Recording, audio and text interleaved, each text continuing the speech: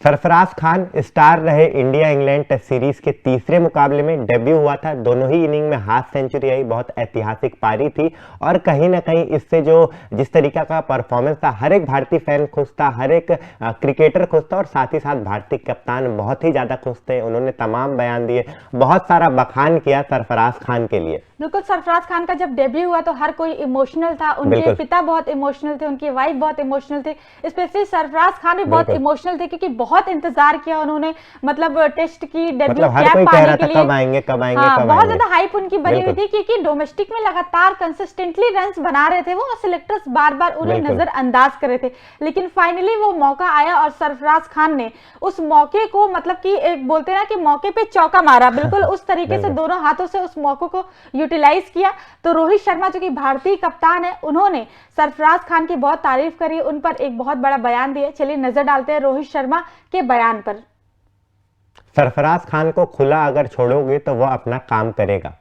Debut के दौरान जब उसे कैप थमाई गई तब वह थोड़ा इमोशनल हो गया था, लेकिन उसके बाद जब मैच शुरू हुआ तो वह मुझे कभी भी नर्वस नहीं दिखाई दिया। जैसा कि आपने रोहित शर्मा का बयान सुना कि उन्होंने साफ कह दिया कि सरफराज खान एक ऐसे खिलाड़ी हैं, उन पर किसी भी तरीके के प्रेशर देने की जरूरत नहीं है, उन्हें किसी भी तरीके की सलाह नहीं देने की जरूरत है। आप उन्हें खुला छोड़ दीजिए, वो अपना काम करके जाएंगे। और वैसा ही हमने देखा। उन्होंने ये भी कहा कि वो इमोशनल थे जब उन्हें डेब्यू कैप दिया गया और उसके बाद इमोशनल नहीं नजर आ रहे थे, मतलब थोड़ा भी नर्वसनेस उनके अंदर नहीं दिख रहा था। और हमने देखा भी श्वेता कि जिस तरीके से वो बल्लेबाजी कर रहे थे, ऐसा लग रहा था कि कितना ज्यादा एक्सपीरियंस रखते हैं। ऐसा नहीं लग रहा था। हमने अगर उनका पहली इनिंग देखी जाए तो ताबड़तोड़ बल्लेबाजी, चौके और छक्के में बातचीत कर रहे थे वो, और वो आउट जो थे उस पर हर बार बात करने की इच्छा होती है कि मुझे लगता है वो डेब्यू में सेंचुरी बनाते अगर वो मिस कम्युनिकेशन नहीं होता। तो सबसे बड़ी बात ये है कि मतलब फर्स्ट इनिंग में आप देखें जडेजा के चलते वो रन आउट हुए, वरना जिस तरीके से खेल रहे थे, जिस अंदाज में बल्लेबाजी कर रहे थे, जितनी तेजी से बल्लेबाजी कर रहे थे, मतलब जब तक सरफराज खान थे, क्योंकि अगर आप उसके पहले देखें जब जडेजा बल्लेबाजी कर रहे थे, जब रोहित बल्लेबाजी कर रहे थे, तो रन जो थे वो, क्योंकि ऑलरेडी आपके 3 विकेट 33 पे 3 विकेट हो चुके थे, थोड़ा स्लो आ रहे थे।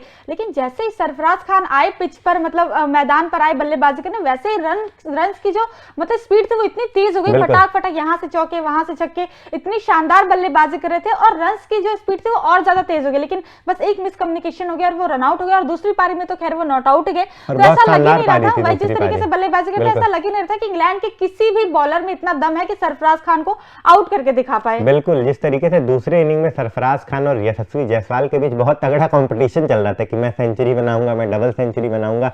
बहुत अच्छा, मतलब ये छक्के मार रहे हैं तो इधर से वो छक्के मार रहे हैं, बहुत अच्छा कॉम्बिनेशन देखने को मिला और दोनों ही खिलाड़ी नॉट आउट रहे। लेकिन उसके बाद हम बातचीत कर रहे हैं रोहित शर्मा की। रोहित शर्मा ने बताया आखिर इस मैच जो भारतीय टीम ने जीता, एक ऐतिहासिक जीत थी, उसका श्रेय किसको जाता? आखिर कौन कौन से खिलाड़ी थे, आखिर वो कौन लोग थे जिन्हें वो इस जीत का श्रेय देते हैं? तो एक बार उस बयान पर भी नजर डालेंगे।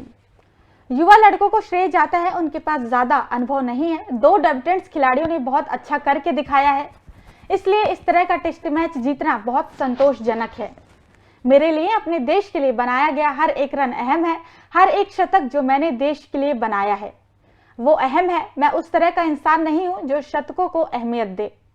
जिस तरीके से आपने बयान सुना रोहित शर्मा का, इनका साफ कहना है कि जो जीत भारतीय टीम को मिली इंडिया इंग्लैंड टेस्ट सीरीज के तीसरे मुकाबले में, उसका पूरा श्रेय उन्होंने यंगस्टर्स को दिया। खासतौर पर यंगस्टर्स की बात करें, सरफराज खान का डेब्यू हुआ, धुरैल का डेब्यू हुआ और 2 यंगस्टर हैं जो कि डेब्यू तो पहले ही हो गया लेकिन चमकते रहते हैं। हम जायसवाल की बात करें, शुभमन गिल की बात करें, तो डेब्यूटेंट खिलाड़ी, युवा खिलाड़ियों ने बहुत अच्छा परफॉर्म किया था। हमने देखा हर एक मुकाबले में इनका जो परफॉर्मेंस है बहुत महत्व रखता है। बिल्कुल, जिस हिसाब से गिल ने बल्लेबाजी करी, जायसवाल ने बल्लेबाजी करी, उसके बाद से आप मतलब यंगस्टर्स, क्योंकि आप देखिए इस तीसरे मुकाबले में, चलिए पहली इनिंग में थोड़ा सा बैटिंग को लास्ट में देखने को लगा था, गिल जल्दी आउट हो गए थे, पटीदार आउट हो गए थे, जायसवाल आउट हो गए थे, लेकिन वहां पे फिर रोहित शर्मा और जडेजा ने स्टेप आउट किया, फिर सरफराज खान ने रन बनाए, फिर ध्रुव जुरैल ने रन बनाए, सबने रन बनाए उसमें। उसके सेकेंड इनिंग में सिर्फ यंगस्टर्स का ही राज चला। आप देखिए मतलब कि जडेजा को आने की तो जरूरत ही नहीं पड़ी, रोहित शर्मा का विकेट जरूर वहां गिरा था, यशस्वी जायसवाल ने रन बनाए, फिर शुभमन गिल ने रन बनाया, वो जो शुभमन गिल और यशस्वी जायसवाल के बीच की जो पार्टनरशिप थी वो बहुत क्रूशियल पार्टनरशिप थी, और कहीं ना कहीं वही एक पार्टनरशिप ऐसी थी जो